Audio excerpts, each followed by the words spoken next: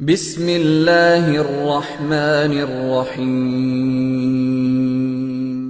مولانا کے بیان سے قبل میں یہ گزارش کرنا ضروری سمجھتا ہوں کہ ہمارا منشور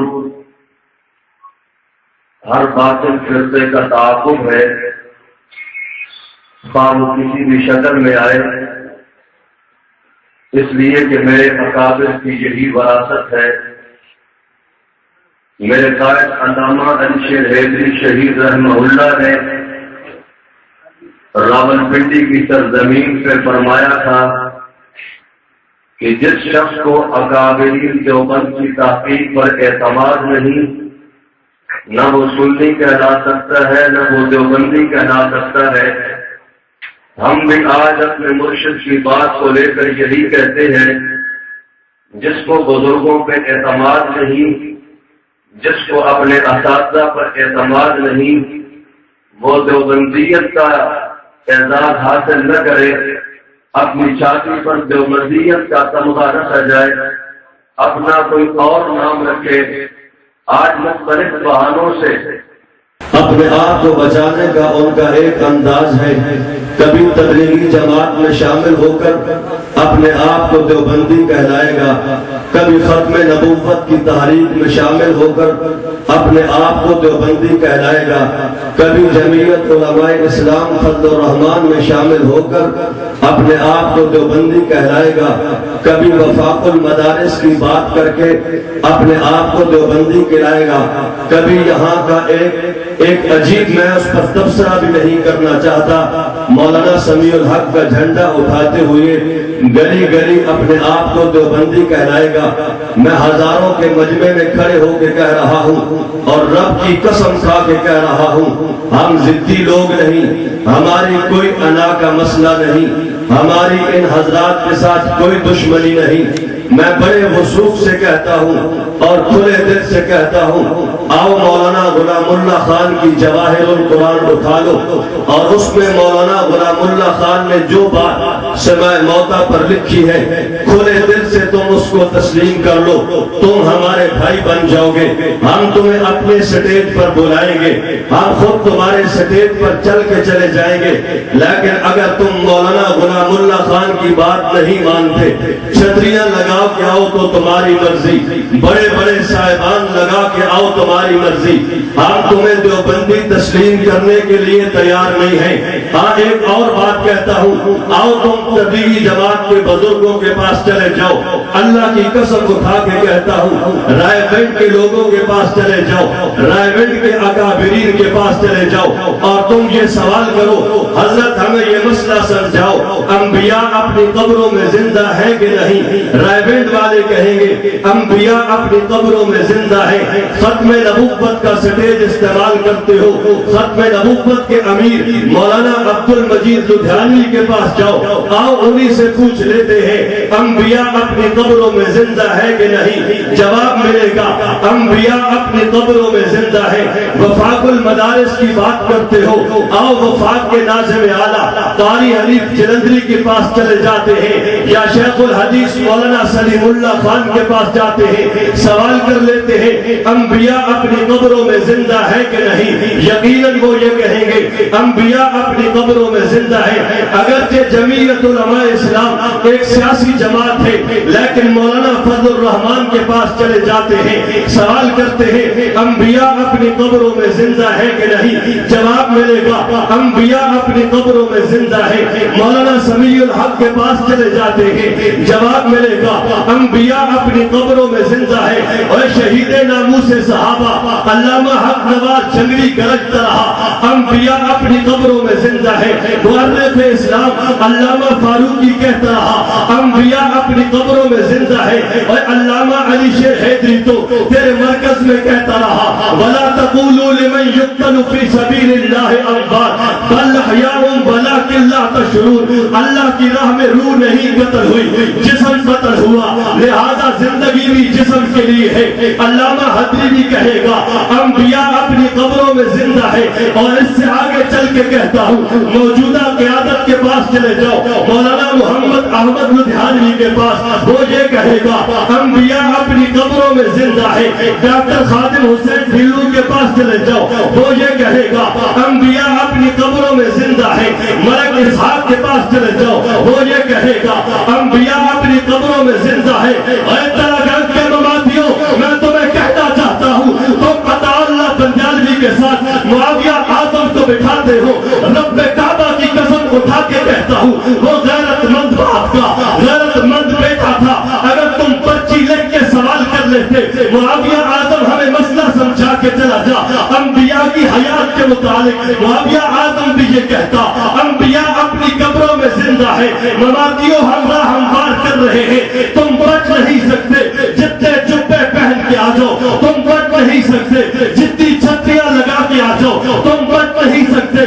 جتنے صاحبان لگا کے آ جاؤ, قصبہ قصبہ تم جلد سے کرو, تمہاری مرضی. لیکن کبھی تو علامہ علی شیر حیدری کا کوئی روحانی فرزند جاگ اٹھے گا, تمہاری وہ عبارات پڑھے گا جن عبارات کے اندر تم نے لکھا کہ حیات النبی کا عقیدہ تو شرک کا دروازہ ہے. ذرا بھر بھی تمہارے اندر غیرت ہوتی. جن کو تم مشرک کہتے ہو انہیں اپنے سٹیج پہ نہ بلاتے. میں تو وسط سلفی رکھتا ہوں, میں دوستوں سے کہا کرتا ہوں, اگر جمعیت اشاعت کے سٹیج پہ ہماری قیادت آتی ہے, رب کعبہ کی قسم یہ میری فتح ہوگی. کل میں تلگم میں اکیلا آیا تھا, آج ہزاروں لوگ موجود ہیں, بلکہ میں نے دشمن کو مجبور کر دیا ہے. آج دشمن بھی میری قیادت کو اپنے سٹیج پر بلاتا ہے. یہ میری فتح ہے. البیہ ہے دنیا میں ہمارے مشن کا پرچار ہوگا, ادھر بھی میرے مشن کی بات ہوگی. یہ فتح تمہاری نہیں, یہ فتح ہماری ہے.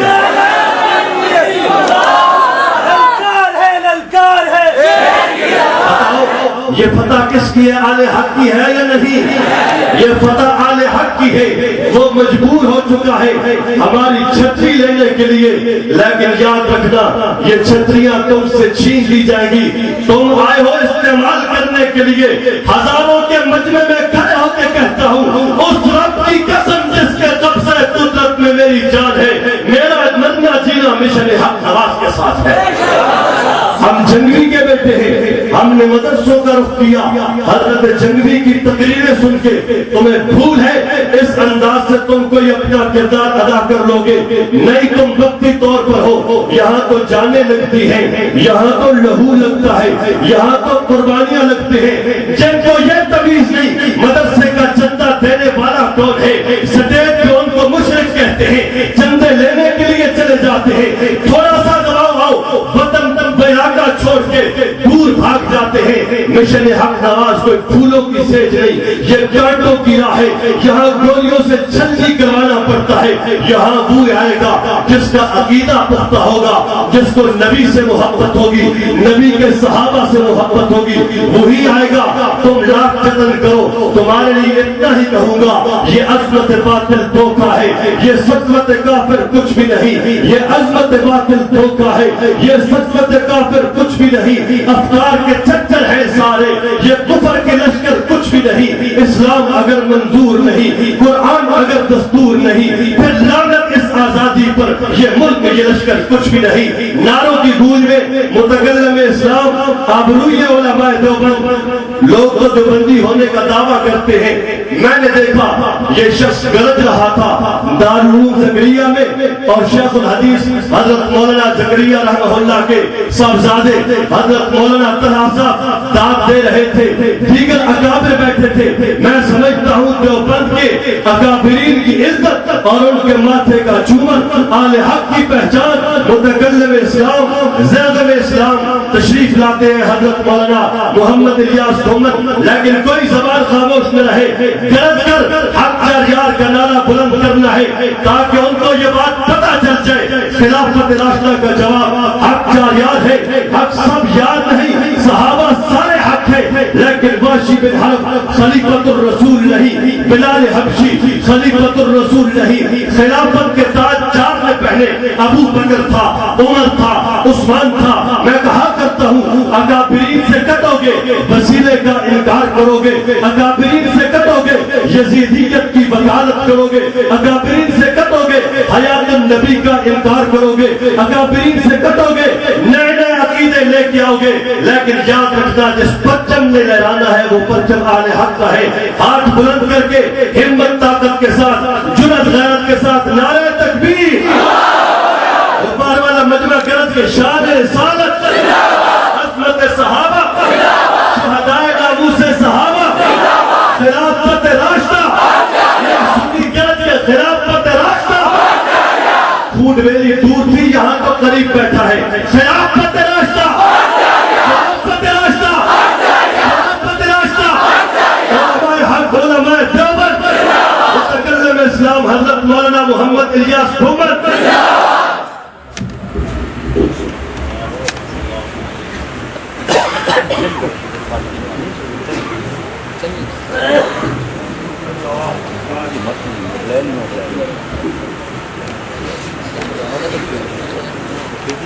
الحمد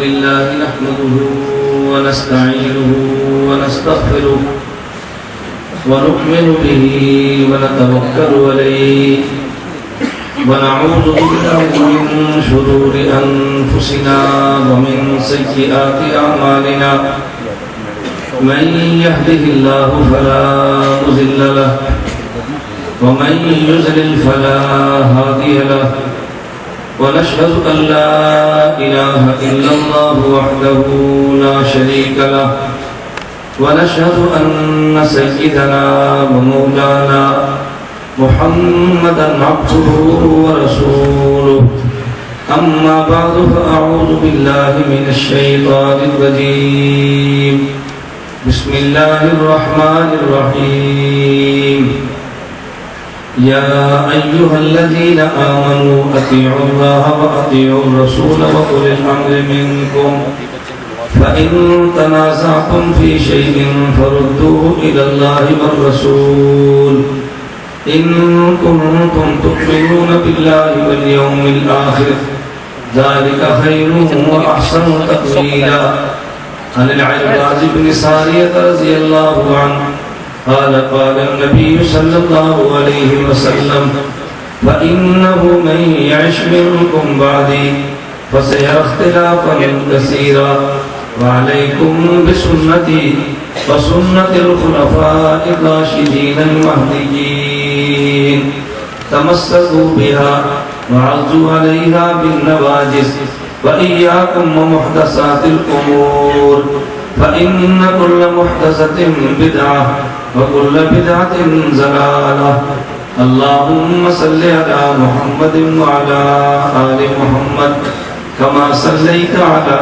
إبراهيم وعلى آل إبراهيم إنك حميد مجيد اللهم بارك على محمد وعلى آل محمد كما باركت على إبراهيم وعلى آل إبراهيم إنك حميد مجيد میرے نہایت واجب الاحترام بزرگوں، مسلک اہل سنت والجماعت سے تعلق رکھنے والے بزرگ نوجوان دوستوں اور بھائیوں، ہمارا آج جامعہ المیہ حیدریہ تلاگان ضلع چکوال کا سالانہ تقابل ادیان کورس اختتام پذیر ہے، اور آج اس تقابل ادیان کورس کی آخری نشست ہے۔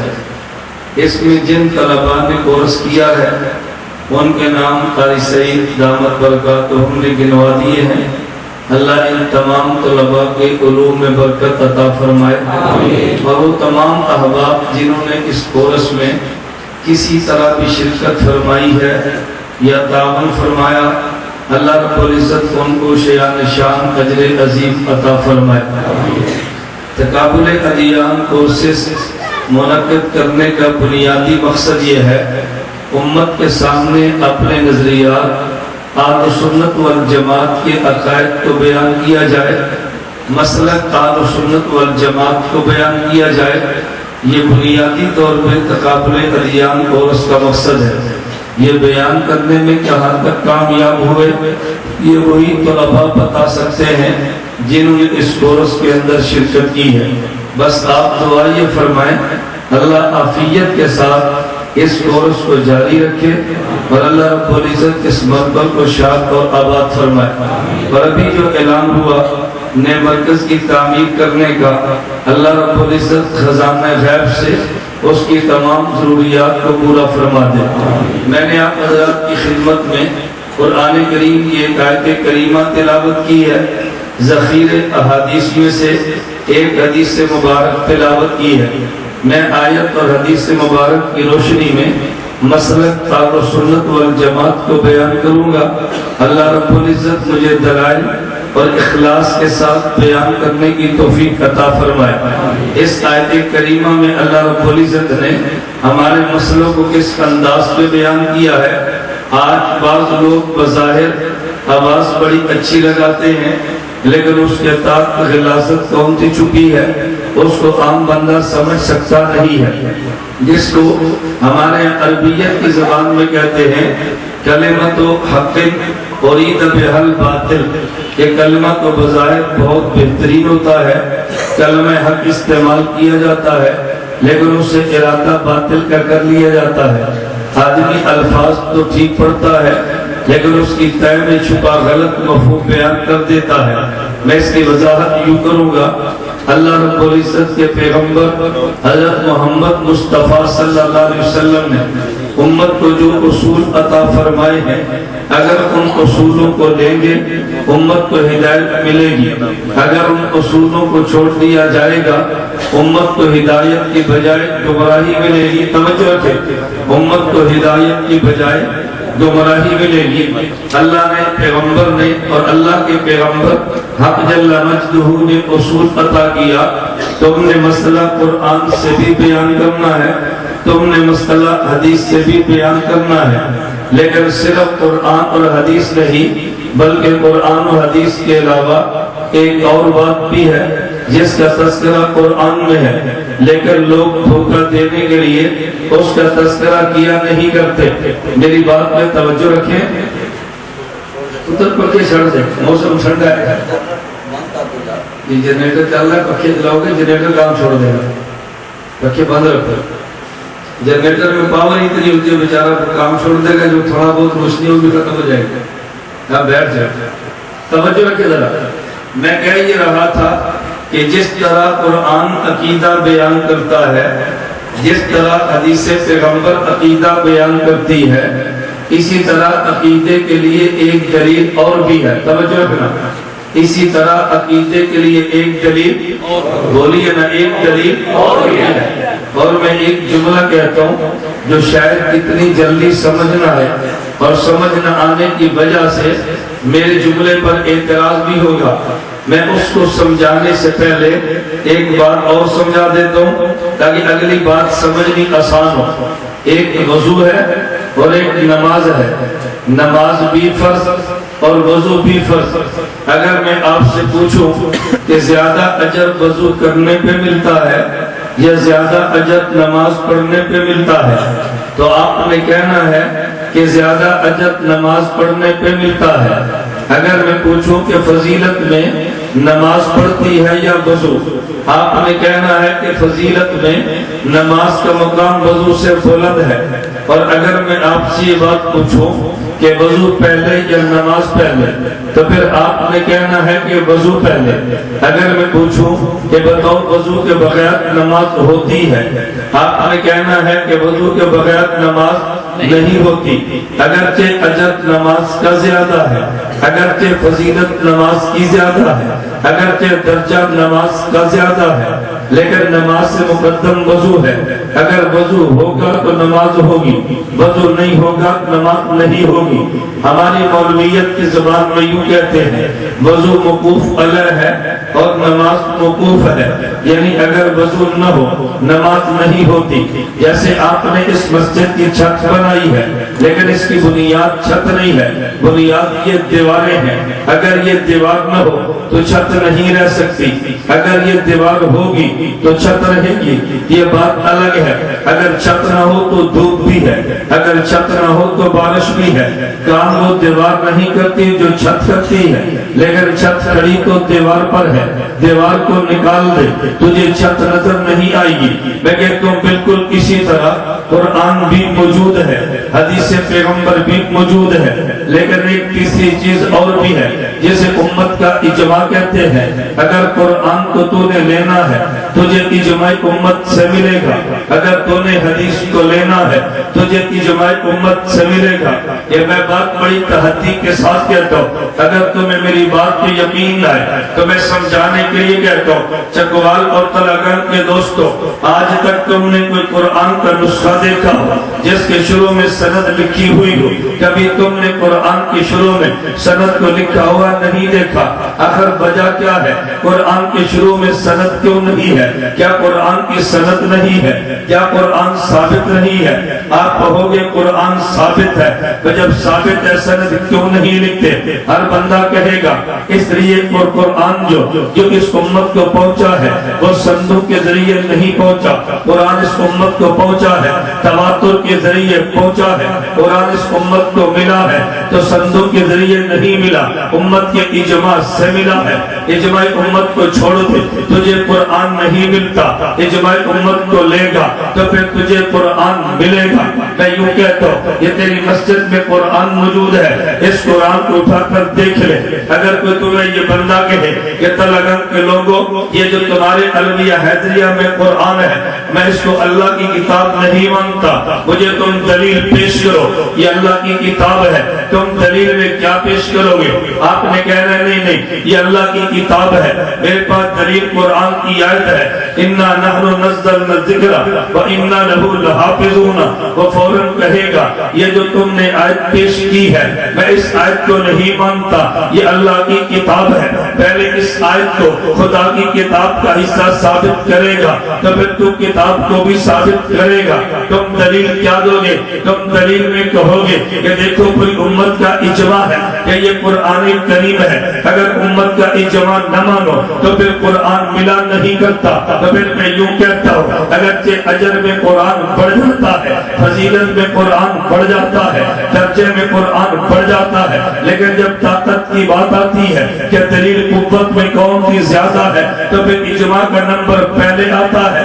یہ میں نہیں کہتا، امام غزالی نے المستصفیٰ فی الاصول میں لکھا ہے۔ امام غزالی فرماتے ہیں کہ جب مجتہد مسئلہ بیان کرتا ہے وہ اجماع کو دیکھتا ہے، اگر کسی مسئلے پہ مجتہد کو اجماع نظر آ جائے یہ قرآن بھی نہیں دیکھتا، یہ حدیث بھی نہیں دیکھتا، اس لیے کہ پیغمبر کا فیصلہ ہے ان اللہ لا یجمع امت محمد علی الضلالہ، خدا میری امت کو کبھی بھی ضلالت پہ جمع نہیں کرتا۔ میرے پیغمبر کا فیصلہ ہے لا تجتمع امتی علی الضلالہ، میری امت کبھی بھی گمراہی پر جمع نہیں ہو سکتی۔ اجماع امت اتنی مضبوط دلیل ہے، اگر اجماع امت کو نہ مانے خدا کی قسم قرآن نہیں ملتا، اگر اجماع امت کو نہ مانے صدیق کی خلافت نہیں ملتی، اگر اجماع امت کو نہ مانے پیغمبر کی حیات تو بات کا مسئلہ ہے، پیغمبر کی موت بھی نہیں ملتی۔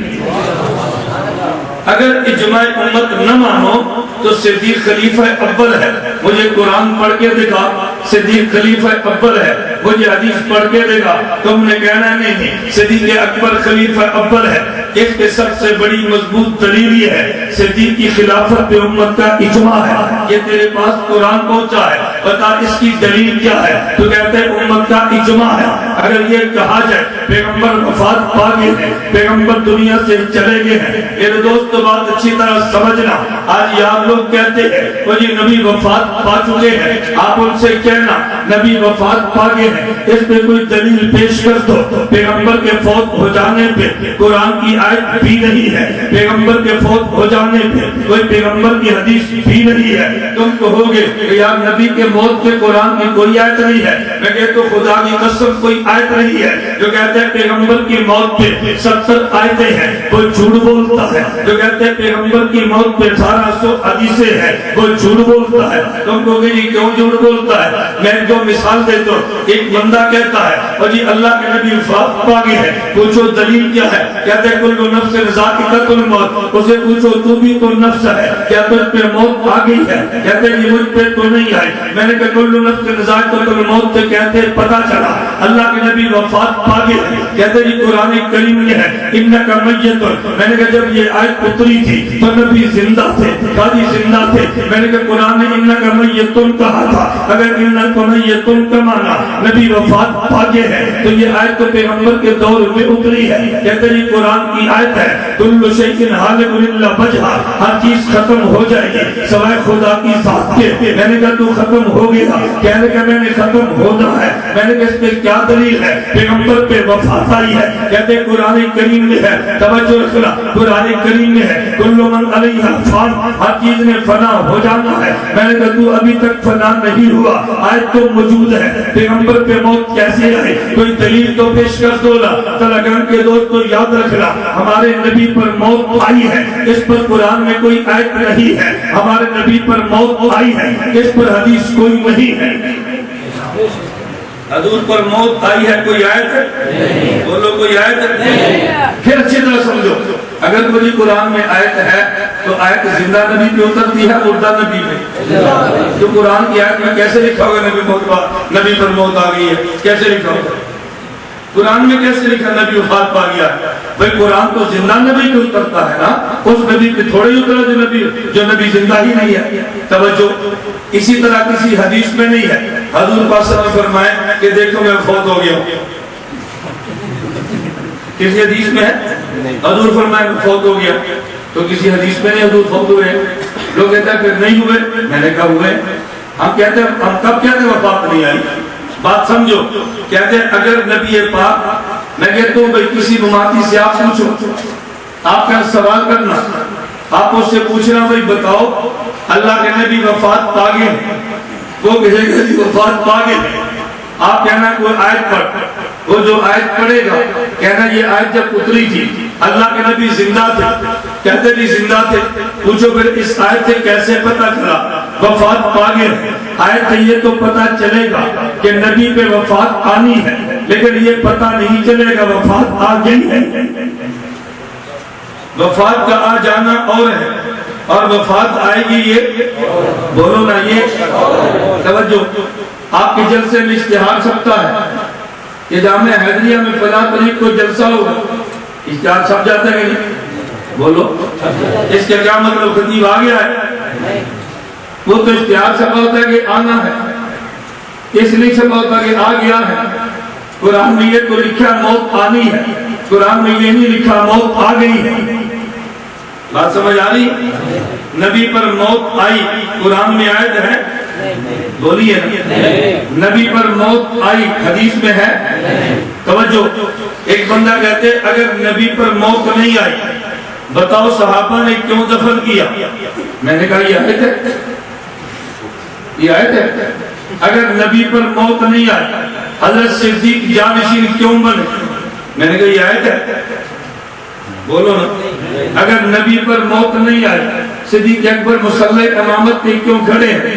میں نے کہا یہ آیت ہے. کہتے نہیں. میں نے کہا تم جو کہتے تھے کہ نبی پر موت آئی ہے، ہمارے پاس آیت موجود ہے، کوئی آیت دکھا دو نا. پیغمبر پہ موت آئی ہے، حدیث میں لکھا ہے، حدیث پیغمبر دکھا دو نا. نبی کی موت آنے پہ قرآن کریم کی آیت بھی نہیں ہے، نبی کی موت آنے پہ حدیث پیغمبر بھی نہیں ہے. توجہ رکھنا. پھر ہم سے پوچھو کہ جب تم نبی کی موت مانتے ہو دلیل کیا ہے؟ میں کہتا ہوں دلیل پیغمبر کی موت آنے پہ قرآن کریم کی آیت نہیں ہے، دلیل پیغمبر کی موت آنے پہ حدیث پیغمبر نہیں ہے. نبی کی موت آنے پہ دلیل پیغمبر کے صحابہ کا اجماع ہے. اگر پیغمبر پہ موت نہ آتی صحابہ دفن نہ کرتے، پیغمبر پہ موت نہ آتی صدیق کو امام نہ بناتے، اگر پیغمبر پہ موت نہ آتی صدیق کو خلیفہ نہ چنا جاتا. تو نبی کی موت پہ دلیل اگر پیغمبر کے صحابہ کا اجماع ہے تو پھر تو ہم سے کیوں پوچھتا ہے؟ اگر نبی کو قبر میں زندہ مانتے ہو تو قرآن پیش کرو، اگر نبی کو زندہ مانتے ہو تو پھر حدیث پیش کرو. اگر نبی کے قبر میں زندہ ہونے پہ قرآن بھی پڑھ سکتا ہو، پیغمبر کے قبر میں زندہ ہونے پہ حدیث بھی پڑھ سکتا ہوں، لیکن تجھے مطالبہ نہیں کرنا چاہیے جس دلیل سے پیغمبر کی موت ثابت ہے اسی دلیل سے پیغمبر کی حیات ثابت ہے۔ نعرہ تکبیر، عقیدہ حیات النبی، عقیدہ حیات النبی، خلافت راشدہ۔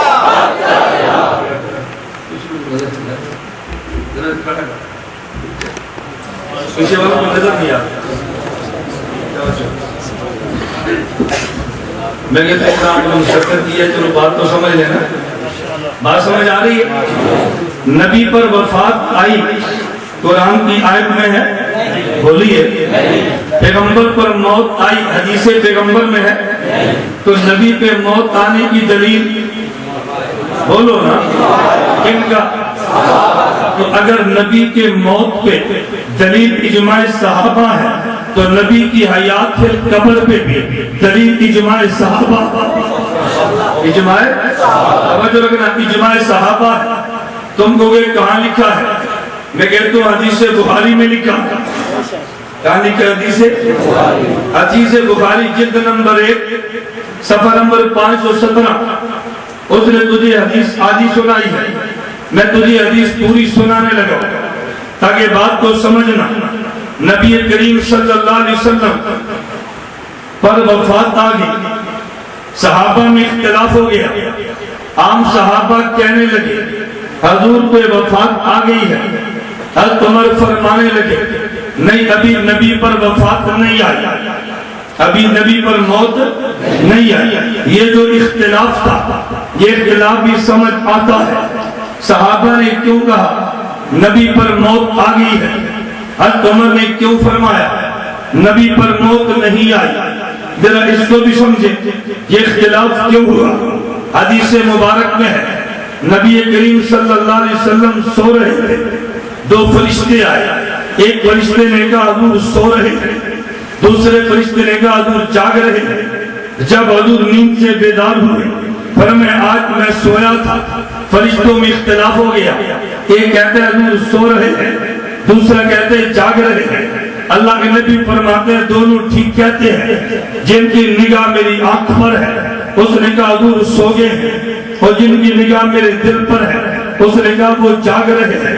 جب نبی سو جائے نبی کی آنکھ سوتی ہے، نبی کا دل جاگتا ہے، نیند اور موتیں آپس میں بہنے ہوتی ہے، تو جن صحابہ نے نبی کی آنکھ کو دیکھا کہ نبی پر موت آ گئی ہے، حضرت عمر نے دل کو دیکھا کہ نبی زندہ ہے۔ یہ الجھن کی بات تو نہیں، توجہ رکھنا۔ صدیق اکبر آ گیا، صدیق اکبر نے کہا نہیں عمر بات یوں نہیں ہے، صدیق اکبر نے مسئلہ سمجھایا، عمر بات یوں نہیں ہے۔ دیکھو جب نبی پر نیند آئے نبی کا دل جاگتا ہے، نبی کا دل جاگتا ہے، لیکن یہ تو نہیں کہتے نبی جاگ رہا ہے، کہتے تو یہی ہے نبی سو گیا ہے۔ عمر اگر نبی کا دل جاگتا ہو تو کہتے یہی ہے کہ نبی سو گیا ہے۔ توجہ، اگر موت کے وقت نبی کے دل میں حیات کے اثار ہو، عمر کہنا یہی ہے کہ نبی پہ موت آ گئی ہے۔ جس طرح نبی کی نیند اتنی ہوتی ہے، آنکھ پہ نیند آ جاتی ہے اور دل جاگتا ہے، تو نبی کی موت بھی اتنی ہوتی ہے کہ ظاہر پہ آ جاتی ہے اور دل میں حیات ہوتی ہے۔ بات سمجھ آئی؟ بات سمجھ آئی؟ میں اس پہ سوال اٹھا کے پھر جواب دوں گا، پھر تمہیں یہ بات سمجھ آئے گی۔ جس طرح نبی کی نیند اتنی ہوتی ہے کہ نبی کی آنکھ سو جاتی ہے، نبی کا دل بولو نبی کا دل، اسی طرح پیغمبر کی موت اتنی ہوتی ہے، پیغمبر کے ظاہر پہ موت ہوتی ہے، نبی کے دل میں حیات ہوتی ہے۔ توجہ، میں یہ بات کیوں کہہ رہا ہوں، اس کی وجہ یہ ہے نبی کریم صلی اللہ علیہ وسلم دنیا سے چلے گئے، اتر چھڑ دینا نہ پکھا چلے گی قیامت آ جانے گی۔ تم بات سمجھتے کیوں نہیں؟ میری بات توجہ سے سمجھنا، میں تمہیں بات سمجھانے لگا۔ نبی دنیا سے چلا گیا، پیغمبر کی بیوی سے نکاح نہیں ہو سکتا۔ جو باتیں تم نے سنی ہے میں وہ نہیں کہوں گا، جو نہیں سنی وہ کہوں گا، یہ تو میں تمہیدیں مانتا ہوں۔ نبی دنیا سے چلا گیا، پیغمبر کی بیوی سے نکاح بولو نا، پیغمبر کی بیوی سے نکاح کیوں؟ محدثین فرماتے ہیں وجہ یہ، اچھا آپ بتاؤ کیوں؟ بولو کیوں؟ بولو نا، آپ نے کہنا امت کی مائیں ہیں، میں کہتا ہوں امت کی ماں نبی کی بیوی، یہ جسمانی ماں ہے یا روحانی؟ تو روحانی ماں تو استاذ کی بیوی بھی ہے، روحانی ماں تو استاذ کی بیوی بھی ہے، روحانی ماں تو تیرے مرشد کی بیوی بھی ہے۔ توجہ، آپ کہتے ہیں نہیں پیغمبر کی بیوی سے نکاح اس لیے نہیں ہوتا کہ کیونکہ نبی زندہ ہے اور زندہ کی بیوی سے نکاح نہیں ہوتا۔ میں اس لیے بھی سوال کروں گا، اگر نبی کی بیوی سے اس لیے نکاح نہیں کہ نبی زندہ ہے تو پھر شہید کی بیوی سے بھی نکاح نہ ہو، شہید بھی تو زندہ ہے، تمہیں پھر پھنس جانا ہے، جہاں جا کے اس نے پھنسانا ہم نے تجھے وہاں سے نکالنا۔ توجہ، میں کہتا ہوں پیغمبر کا معاملہ اور ہے، شہید کا معاملہ، توجہ، شہید کا معاملہ جب شہید پہ نیند آتی ہے، اس کی آنکھ پر بھی آتی ہے، اس کے دل پر بھی آتی ہے، اور جب نبی پر نیند آتی ہے، نبی کی آنکھ پر آتی ہے، نبی کے دل پر نہیں آتی، اور جب شہید پہ موت آتی ہے، شہید قتل ہوتا ہے تو شہید کی روح شہید کے تمام اجزاء سے الگ ہو جاتی ہے، اور جب نبی پہ موت آتی ہے تو مولانا قاسم نانوتوی فرماتے ہیں کہ نبی کے جسم کے تمام اجزاء سے روح نکل کے نبی کے قلب اطہر میں سمٹ جاتی ہے، تو جب شہید پہ موت آئی ہے تو شہید کی روح بدن سے بھی نکلی ہے، اس کے دل سے بھی نکلی ہے، جب تمام اجزاء سے روح نکل گئی ہے، اس پہ موت کامل آ گئی ہے، اب شہید کی بیوی نکاح سے نکل گئی کیونکہ تمام اجزاء سے روح جو نکلی ہے، تمام اجزاء پہ موت آئی ہے، شہید کی بیوی کا نکاح اس سے کلیتاً ختم ہو گیا، لیکن جب پیغمبر پہ موت آئی، اس کے ظاہر پہ موت تو آئی ہے، پیغمبر کے قلب اطہر میں حیات ابھی موجود ہے، شہید کے قلب اطہر میں بھی حیات نہیں تھی، شہید کی روح کا تعلق بدن سے بھی نہیں ہے، اس کے دل سے بھی نہیں ہے، روح کا تعلق مکمل ختم ہو گیا، تو بیوی نکاح سے نکل گئی ہے، جب نبی پر موت آئی ہے تو ظاہر تعلق ختم ہے، لیکن قلب سے تعلق موجود تھا، اس لیے موت کے باوجود بھی ابھی نبی کی بیوی کا تعلق نبی سے باقی ہے، شہید کی بیوی کا تعلق اس سے باقی نہیں، اس کے ظاہر پر بھی موت ہے، اس کے باطن پر بھی موت ہے، تعلق ختم ہو گیا، اس سے کوئی اور نکاح کر سکتا ہے؟ نبی کی بیوی کا تعلق اگر کہ ظاہر بدن سے نہیں ہے لیکن قلب اطہر میں روح موجود ہے، جب بیوی کا تعلق اب بھی ہے، اس سے نکاح تو نہیں کر سکتا۔ نہیں سمجھا؟ شہید کا معاملہ اور ہے، نبی کا معاملہ اور ہے۔ میں بات سمجھانے لگا تھا، سیدنا صدیق اکبر آئے، میں اجماع بتانے لگا، عموماً لوگ کہتے ہیں اور یہ سیدنا صدیق اکبر ہے، انہوں نے فرمایا من کان یعبد اللہ فإنہ حی لا یموت، جو خدا کی عبادت کرتا ہے وہ سنے خدا زندہ ہے، کبھی موت نہیں آئے گی، ومن کان یعبد محمدا فإنہ محمدا قد مات، اور جو حضور کی عبادت کرتا ہے وہ سنے نبی وفات پا گئے ہیں۔ کہتے ہیں صدیق نے پیغمبر کی موت کا فیصلہ کیا، اور ظالم یہ بات تو وہ ہے جو میں بھی مانتا ہوں تو بھی مانتا ہے، صدیق اکبر نے بھی یہ بات فرما دی ہے کہ نبی پہ موت آ گئی ہے، اس کا تو مخالف دنیا میں کوئی نہیں۔ ارے جھگڑا تو یہ تھا کہ وفات کے بعد قبر میں حیات ملی ہے یا نہیں ملی، اس پہ صدیق کا جملہ اسی بخاری میں تھا، وہ تو شیر مادر سمجھ کے ہضم کر گیا ہے، تو نے بیان نہیں کیا۔ صدیق اکبر آئے ہیں، نبی پاک کی پیشانی کا بوسہ دیا ہے، ایک دائیں کندھے پہ ہاتھ رکھا ہے، ایک بائیں کندھے پہ ہاتھ رکھا ہے، اور صدیق فرمانے لگے والذی نفسی فی یدہ، اللہ کے پیغمبر میں قسم اٹھا کے کہتا ہوں لا یذیقک اللہ الموتین ابدا، خدا نے ایک موت تو تمہیں دی ہے، اللہ دوسری موت تمہیں نہیں دے گا۔ وہ دوسری موت کون سی ہے جس کی نفی صدیق کرتا ہے؟ ابن حجر اسقلانی نے یہ فتح الباری شرح بخاری میں لکھا ہے، علامہ عینی نے عمدۃ القاری شرح بخاری میں لکھا ہے، الشیخ زکریا رحمۃ اللہ علیہ نے الکنز المتواری شرح بخاری میں لکھا ہے، مذہب اہل سنت والجماعت، مذہب اہل سنت والجماعت ان للمیت فی القبر موت و حیات غیر الانبیاء، جب آدمی مر جاتا ہے اور موت کے بعد قبر میں جاتا ہے، اللہ روح کو لٹا کے اس میت کو زندگی دیتے ہیں، اور پھر فرشتہ سوال کرتا ہے من رب کا، بتا تیرا رب کون ہے؟ من نبیوں کا، بتا تیرا نبی کون ہے، نادینوں کا بتا تیرا دین کون ہے۔ اس نے جواب دے دیا ربی اللہ، میرا رب اللہ ہے، نبی محمد صلی اللہ علیہ وسلم میرے نبی حضرت محمد ہے، دین الاسلام میرا دین اسلام ہے۔ فرشتہ کہتے نم کنومت القروس، آج سو جا جیسے پہلی رات کی دلہن سوتی ہے، اس کو فرشتے نے سلا دیا ہے۔ اور سونے پر بھی زبان میں موت کہتے ہیں، جب شام کو سونے لگتے ہیں آپ دعا مانگتے ہیں اللہم بسمک، بولو اللہم بسمک، جس کا ایک کو بات کرو، جس کا ایک کو بات سے سادہ کرو، اللہم بسمک اموت، مرنے لگے یا سونے لگے، بولو نا، تو اموتوں کا معنی تو مرنے کو نہیں لگے سونے لگے نا۔ پتہ چلا کہ سونے کو موت کہتے ہیں، توجہ، سونے کو موت، جب صبح اٹھے تو الحمدللہ الذی احیانا بعد ما نانا، الحمدللہ الذی یوں کہنا کہ ایقظنا بعد ما انامنا، اللہ رات تو نے سلایا تھا ابھی ہمیں جگایا ہے، کہتے ہیں رات کو تو نے موت دی تھی ابھی زندگی دی ہے۔ پتہ چلا کہ موت کو نیند کہتے ہیں اور نیند کو موت کہتے ہیں۔ اب محدثین کہتے ہیں، فرشتے کہتے ہیں نم کنومت القروس، آج سو جا پہلی رات کی دلہن کی طرح، یہ جو سو گیا ہے اس سونے کو موت کہتے ہیں۔ اللہم بسمک اموت، یہ سونے کو موت کہتے ہیں۔ جب عام امتی قبر میں جاتا ہے تو روح کو لوٹا دیا جاتا ہے، اس کو قبر میں زندگی ملتی ہے۔ جب سوال و جواب ہو جاتے ہیں پھر روح کو نکال لیا جاتا ہے، پھر اس کو قبر میں موت ملتی ہے۔ عام امتی پہ دو موتیں آتی ہیں، ایک موت دنیا میں آ گئی ہے، پھر اس کو قبر میں زندگی ملی ہے، اس سوال و جواب کے بعد پھر اس کو موت ملی ہے۔ اہل سنت والجماعت کا مذہب ہے، اہل سنت والجماعت کا اجماع ہے۔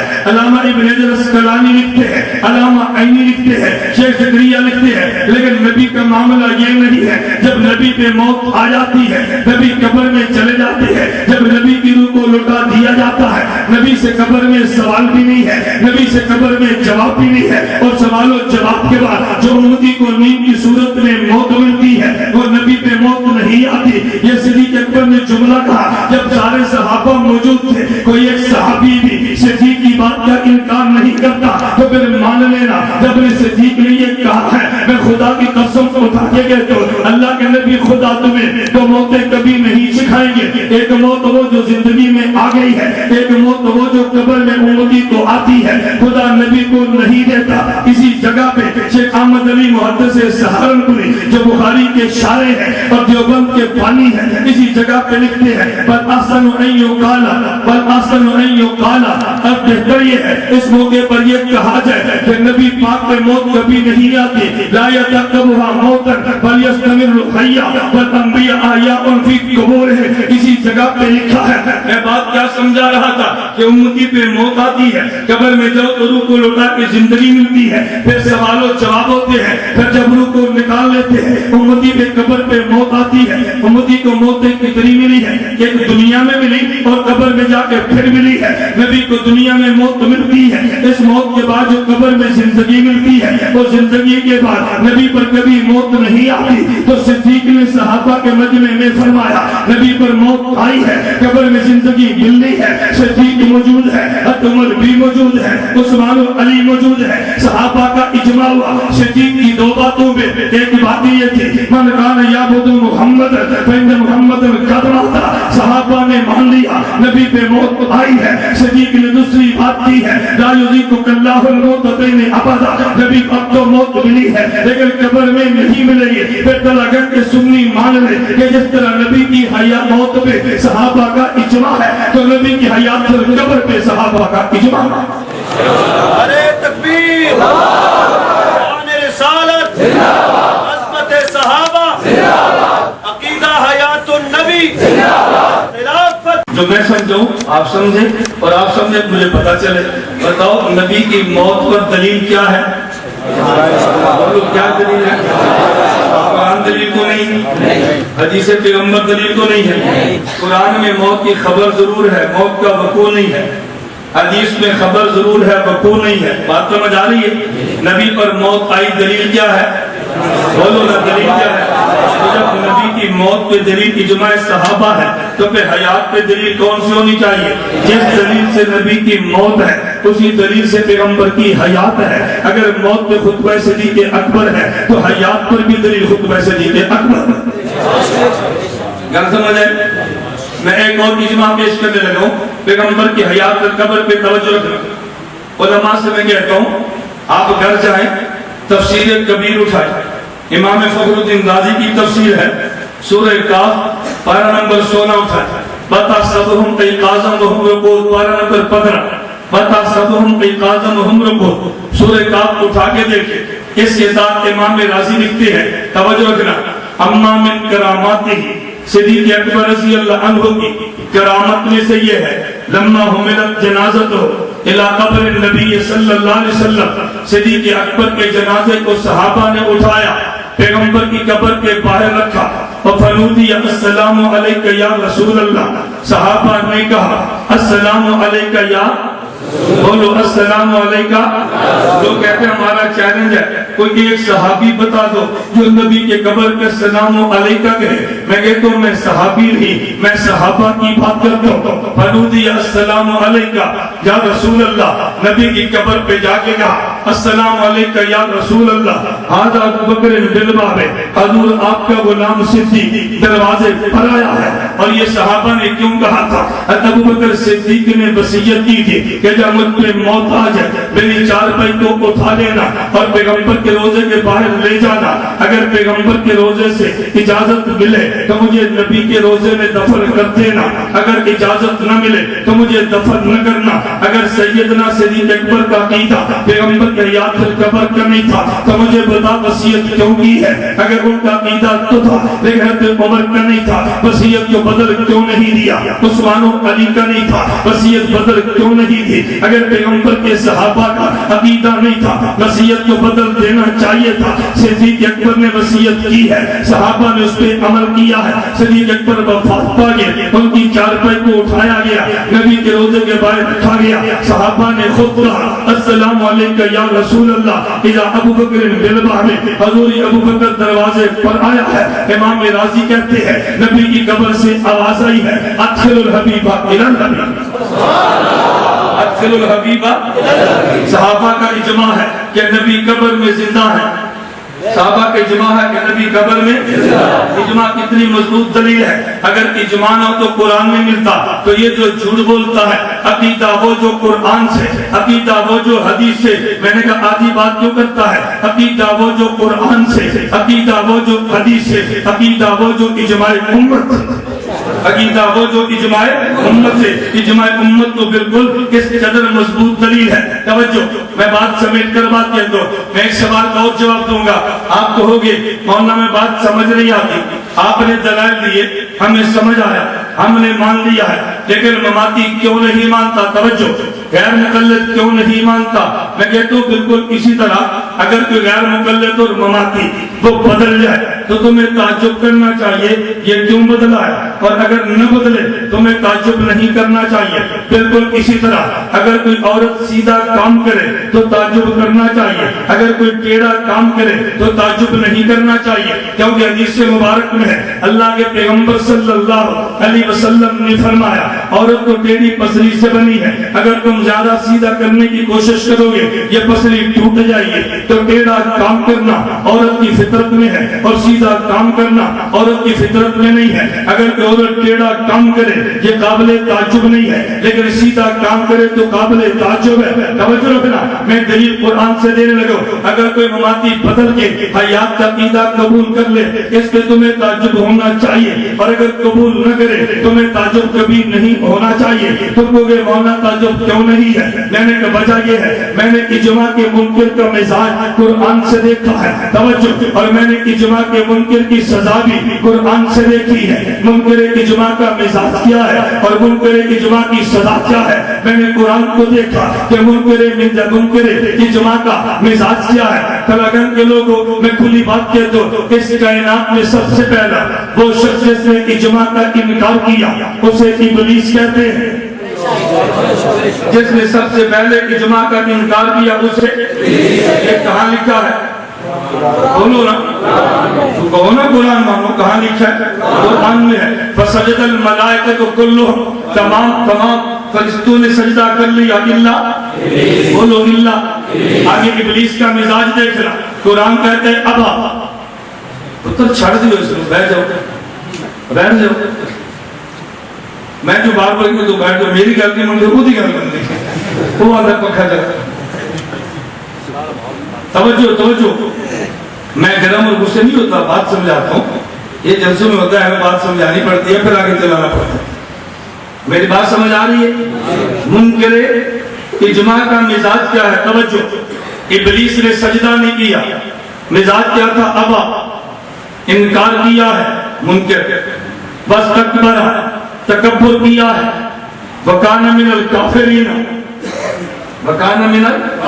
منکر اجماع کا مزاج یہ ہے، وہ انکار بھی کرتا ہے، پھر تکبر بھی کرتا ہے، اور پھر آخر وہ کفر میں چلا جاتا ہے۔ تمہیں میری زبان پہ یقین نہ ہے، ذرا منکر اجماع کا بیان سننا، اس کے بیان میں تجھے انکار کی بو بھی آئے گی، تجھے تکبر بھی نظر آئے گا، اور بے ایمانی کی بو بھی آئے گا۔ تم دیکھ لینا منکر اجماع کا مزاج کیا ہے؟ ابا، پہلے انکار کرتا ہے، بس تکبر کرتا ہے، وکان من، بولیے نا وکان من، پھر آخر وہ کفر تک پہنچ جاتا ہے۔ یہ منکر اجماع کا مزاج ہے۔ اور منکر اجماع کی سزا کیا ہے؟ اللہ نے قرآن میں 2 سزائیں بتائی ہیں منکر اجماع کی، فرمایا وَمَن يُشَاقِقِ الرَّسُولَ مِن بَعْدِ مَا تَبَيَّنَ لَهُ الْهُدَىٰ وَيَتَّبِعْ غَيْرَ سَبِيلِ الْمُؤْمِنِينَ، جو آدمی اجماع کا انکار کرے، خدا فرماتا ہے میں سزائیں 2 دیتا ہوں، نُوَلِّهِ مَا تَوَلَّىٰ، دنیا میں ہدایت نہیں دیتا، وَنُصْلِهِ جہنم، اور آخرت میں جنت نہیں دیتا۔ دنیا کی سزا گمراہی ہے اور آخرت کی سزا جہنم ہے۔ تو منکر اجماع کا مزاج یہ ہے، انکار بھی کرتا ہے، تکبر بھی کرتا ہے، اور منکر اجماع کی سزا یہ ہے، دنیا میں ضلالت ہے، آخرت میں جہنم۔ ہم اجماع کو مانتے ہیں یا انکار کرتے ہیں؟ ہم اجماع کو مانتے ہیں۔ جس طرح پیغمبر کی حیات سے قبر پہ صحابہ کا اجماع ہے، صدیق اکبر کی خلافت پہ صحابہ کا، بولیوں نے صحابہ کا اجماع ہے۔ توجہ، ہم اس پہ بھی اجماع مانتے ہیں، اس پہ بھی اجماع مانتے ہیں۔ وہ کہتے ہیں نہیں، صحابہ تو حضور پاک کی خلافت پہ مجتمع نہیں تھے۔ میں نے کہا تیری دلیل کیا ہے؟ کہتے دلیل تو نہیں ہے، میرے پاس وسوسہ ہے۔ میں نے کہا وسوسہ بتا دو، ہم تیرے وسوسے کا جواب دیں گے۔ توجہ رکھنا، کہتے ہیں اگر صحابہ رضی اللہ عنہم اجمعین نبی کو قبر میں زندہ مانتے تو جب صحابہ میں اختلاف ہوتا آپس میں لڑنے کی بجائے وہ نبی سے پوچھ لیتے، صحابہ کا نبی سے نہ پوچھنا اس بات کی دلیل ہے کہ ان کا نظریہ یہ تھا نہ نبی قبر میں زندہ ہے نہ نبی قبر میں سنتے ہیں۔ میں نے کہا یہ تیری دلیل نہیں ہے، یہ تیرا وسوسہ ہے، یہ تیرا ڈکوسلا ہے، کسے میں توڑ دوں گا۔ وہ کہتے جی وہ کیسے؟ میں کہتے اس کا عام علاج یہ ہے، توجہ رکھنا، اگر کوئی مماتی ہو گھر سے نکلنے لگے اور اس کی جیب میں چابی ہو اور بھول جائے اور باہر ہے پھر واپس ہے اور جا کر اپنی بیگم سے کہے میری گھر میں چابی میں بھول گیا ہوں، چابی کہاں پڑی ہے؟ بیگم کے خود تلاش کرو۔ وہ کہتے ہیں میں تو بھول گیا ہوں، تو بتا دے، تلاش کر کے بتا۔ بیگم کہتی ہے مجھ سے نہ پوچھ، اپنے کندھے پہ وہ جو کرامن کاتبین سے پوچھ۔ وہ کہتے ہیں کیوں؟ بیگم پوچھے کہ تو بتا، کرامن کاتبین تجھے دیکھتے ہیں؟ وہ کہے گا دیکھتے ہیں۔ تیری بات کو سنتے ہیں؟ وہ کہے گا سنتے ہیں۔ کہتے جب تیری بات کو سنتا بھی ہے، کرامن کاتبین دیکھتا بھی ہے، تو کرامن کاتبین سے پوچھ لے چابی کدھر پڑی ہے، تو مجھ سے کیوں پوچھتا ہے؟ یہ فوراً کہے گا کرامن کاتبین دیکھتا ہے، میری بات سنتا بھی ہے، لیکن اس کی بات میں تو نہیں سنتا۔ صحابہ کا بھی نظریہ تھا نبی قبر میں زندہ ہے، وہ تو ہماری بات سن لیتے ہیں، وہ جواب دے ہم جو نہیں سنتے، وہ جواب دے ہم جو بولو نا ہم جو نہیں سنتے۔ پھر وہ کہے گا جب نبی سن لیتے ہیں تو یہ کیوں نہیں سنتے؟ درمیان میں دیوار تو ایک ہے، ادھر والے نے سنی ہے، ادھر والے نے کیوں نہیں سنی؟ میں نے کہا تو نے قرآن کو پڑھا نہیں ہے یا پڑھا قرآن کو سمجھا نہیں ہے۔ اگر قرآن کو سمجھ کے پڑھتا تیرے سوال کا جواب تو قرآن میں تھا۔ کہتے قرآن میں کہاں لکھا ہے؟ میں نے کہا قرآن کہتا ہے، توجہ رکھنا میری دلیل پہ، قرآن کہتا ہے وَمِن بَرَائِن بَرْزَخٌ إِلَىٰ يَوْمِ يُبْعَثُونَ، جب بندہ فوت ہو جاتا ہے اور قبر میں چلا جاتا ہے تو پھر بندے کے پیچھے پردہ آ جاتا ہے۔ کل اگر کہ دوستو مجھے بتاؤ پردہ آگے ہوتا ہے یا پیچھے؟ بتاؤ نا، پردہ پیچھے یا آگے؟ قرآن کہتے ہیں جو بندہ وفات پا جائے اس کے آگے پردہ نہیں، اس کے پیچھے پردہ ہوتا ہے۔ اس کے کیا پردہ ہے؟ یہ قرآن نے بات کیوں سمجھائی ہے؟ میں بات سمجھاتا ہوں۔ آپ بازار میں گئے ہیں، والدہ محترم آپ کے ساتھ بازار میں گئی ہے، والدہ نے برقع پہنا ہوا ہے، پردہ کیا نا؟ بولیے نا۔ جب والدہ نے پردہ کیا، اپنے آگے پردہ لٹکا لیا، برقع پہن لیا ہے، تو دکاندار یا ڈاکٹر امی جان کے چہرے کو دیکھ سکتا ہے؟ کیوں؟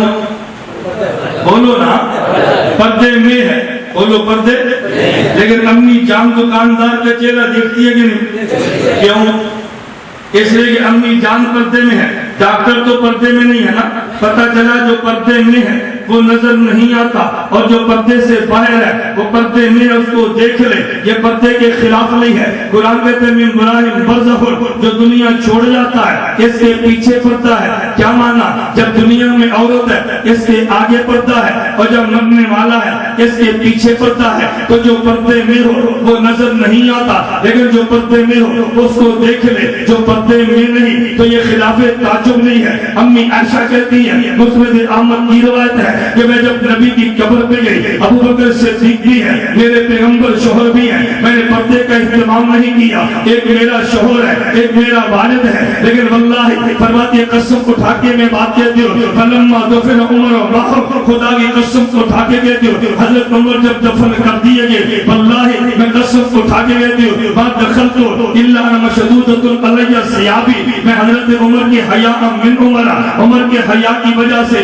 پردہ کر کے قبر پہ جایا کرتی۔ فرماتے ہیں میں نے صدیق سے پردہ نہیں کیا، وہ تو میرا باپ ہے، قبر میں نے حضور سے پردہ نہیں کیا، وہ تو میرا شوہر ہے۔ عمر دفن ہو گئے تو میں نے ان سے پردہ کر لیا حیا کی وجہ سے۔ مماتی کہتے ہیں جو عجیب بات ہے، عجیب بات ہے، حضرت عمر ان کو نظر نہیں آتے، عمر نے کیسے دیکھا ہے؟ میں نے کہا وہ من برائی برزخ، عمر پردے میں ہے، باہر والا پردے میں نہیں ہے، جو پردے میں ہو وہ دیکھ لے، خلاف تعجب نہیں ہے، اور پردے والا نظر آئے تو یہ مقام تعجب ہے۔ نبی پردے میں ہے، صحابی پردے میں نہیں ہے، نبی کا سننا بھی پردے میں، نبی کا جواب دینا بھی پردے میں، نبی کا نماز پڑھنا بھی پردے میں۔ یہ باہر والا پردے میں نہیں ہے، پردے میں تو اندر والا ہے، جو پردے میں ہو اس کے حالات کا پتہ نہیں چلتا، اور جو پردے میں ہو اس کو باہر والوں کے حالات کا پتہ چل جائے تو یہ پردے کے خلاف نہیں ہے، یہ تو برزخ کے مطابق ہے۔ یہ سمجھا برزخ کے؟ ہم نے سلام کی حضور نے سن لیا، ان کا سننا پردے میں، ان نے جواب دیا، جواب دینا تو نہ ہمیں سننے کا پتہ نہ جواب دینے کا پتہ۔ نبی نے فرما دیا سنتا بھی، نبی نے فرما دیا جواب بھی دیتا ہوں، اس میں اشکال کی بات نہیں ہے۔ صحابہ کا اجماع تھا، توجہ، تمہیں مماتی کیا دے گا؟ میں پھر بس اسے دور کرتا ہوں، اس حدیث کو ہم نہیں مانتے۔ کہ تو کیوں نہیں مانتا؟ کہتے عقل میں بات نہیں آتی، عقل میں کیوں نہیں آتی؟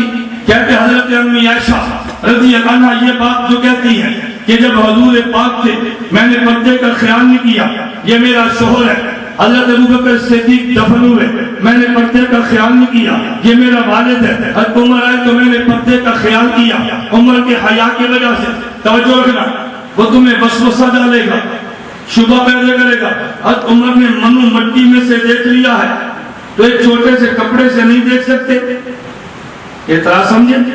حضرت عمر نے منو مٹی سے دیکھ لیا ہے، ایک چھوٹے سے کپڑے سے نہیں دیکھ سکتے، یہ تو عقل کے خلاف ہے۔ میں نے عقل کے خلاف نہیں ہے، اگر عقل ہو تو عقل کے مطابق ہے، اگر عقل ہو تو عقل کے جی وہ کیسے؟ رئیس المناظر حجت اللہ فی الاصل مولانا محمد امین اکاڑوی نفر اللہ مرقد مثال دیا کرتے، ادھر دیکھو یہ تمہارے سامنے لوہے کا پائپ موجود ہے، اگر لوہے کا پائپ ہو یا لوہے کا ایک بہت بڑا ٹکڑا ہو 1 میٹر چوڑا ہے اور 70 میٹر لمبا ہے، اس کے ایک کونے میں بجلی کا کرنٹ لگا تو فوراً کرنٹ وہاں پہ چلا جاتا ہے، چلا جاتا ہے کہ؟ اور اگر اس کے درمیان میں آدھے انچ کا ربڑ لگا دو تو پھر اب ہم پوچھتے ہیں کہ 1 میٹر لوہے سے یہ کرنٹ گزرا ہے، پھر آدھے انچ ربڑ سے کیوں نہیں گزرا؟ عمر نے منو مٹی سے دیکھا ہے تو پردے سے کیوں نہیں دیکھا؟ تو جو کرنٹ ادھر سے گزرتا ہے تو ربڑ سے کیوں نہیں گزرتا؟ اس کا جواب تیرے ذمہ، اس کا جواب ہمارے ذمہ۔ یہ سمجھے؟ منو مٹی سے دیکھ لیتے ہیں تو ایک چھوٹے سے پردے سے کیوں نہیں دیکھتے؟ ہم نے کہا میٹر لوہے سے کرنٹ گزر گیا ہے، آدھے انچ ربڑ سے کیوں نہیں گزرا؟ جو سوال تو نے کیا وہ سوال ہم نے کیا۔ توجہ، تو کاڑوی اتنی بات کہتے، اگلی بات میں تو کاڑوی بڑے تھے ہم چھوٹے ہیں، میں اس میں حاشیہ چلا کر بات کہتا ہوں۔ میں کہتا ہوں فرق کیا ہے کہ لوہے کی جنس اور ہے، ربڑ کی جنس اور ہے، مٹی کی جنس اور ہے، کپڑے کی جنس اور ہے۔ جنس بدل جائے حکم بدل جاتا ہے، جنس بدل جائے حکم بدل جاتا ہے۔ میں بتا یہ رہا تھا انبیاء قبروں میں زندہ ہیں، دلیل امت کا اجماع ہے۔ دلیل امت کا بولو نا، دلیل امت کا۔ نبی کی موت کہاں سے ثابت؟ اجماع صحابہ سے۔ حیات سے قبر کہاں سے ثابت؟ بولو بولو کہاں سے ثابت؟ سبق میں ایک جملہ کہنے لگا، جو پیغمبر کی موت نہیں مانتا تو مان لے وہ صحابہ کا اجماع نہیں مانتا، جو پیغمبر کے حیات سے قبر نہیں مانتا تو مان لے وہ صحابہ کا اجماع نہیں مانتا۔ اگر رافضی صدیق کی خلافت نہ مانے اس کے خلاف جو بولتا ہے اجماع صحابہ کا منکر ہے، جو نبی کے حیات سے قبر نہ مانے اس کے خلاف بھی بولنا یہ بھی صحابہ کے اجماع کا منکر ہے۔ یہ تو دونوں نہیں مانتے اجماع صحابہ کو، اس لیے اتحاد اہل سنت والجماعت کا موقف کھلا ہے۔ اجماع کا منکر رافضی ہو تب بھی ہمارا نہیں ہے، اجماع کا منکر اگر مماتی ہو تب بھی ہمارا نہیں ہے۔ وہ بھی صحابہ کو نہیں مانتا، یہ بھی صحابہ کو نہیں مانتا۔ جو صحابہ کو نہیں مانتا وہ تیرا ہو سکتا ہے، ہمارا نہیں ہو سکتا بھائی، ہماری کھلی جنگ ہے۔ اللہ پاک ہمیں اپنے عقائد پر پختگی سے عمل کی توفیق عطا فرمائے۔ میرے پورے بیان کا خلاصہ یاد رکھ لو گے؟ بولو نا، کیا خلاصہ ہے؟ نبی کی موت، بولو بولو، نبی کی موت، موت کے بعد قبر میں حیات ہو گیا۔ دوسری بات، اجماع کے منکر کا مزاج، اجماع کے منکر کی سزا یاد رکھ لو گے۔ اجماع کے منکر کا مزاج انکار کرتا ہے، تکبر کرتا ہے، کفر میں جاتا ہے، اور اجماع کے منکر کی سزا دنیا میں ہدایت نہیں ملتی، موت کے بعد جنت نہیں ملتی۔ اے اللہ ہم اجماع صحابہ کو مانتے ہیں، نبی کی حیات سے قبر بھی مانتے ہیں، ہمیں انکار سے بھی بچا لے، تکبر سے بھی بچا لے، کفر سے بھی بچا لے، دنیا میں ہدایت عطا فرما، مولا آخرت میں جنت عطا فرما، مولا آخرت میں جنت عطا فرما۔ ایک بات میں نے آپ کی خدمت میں عرض کرنی ہے، وہ ہماری اس میں کتابیں موجود ہیں۔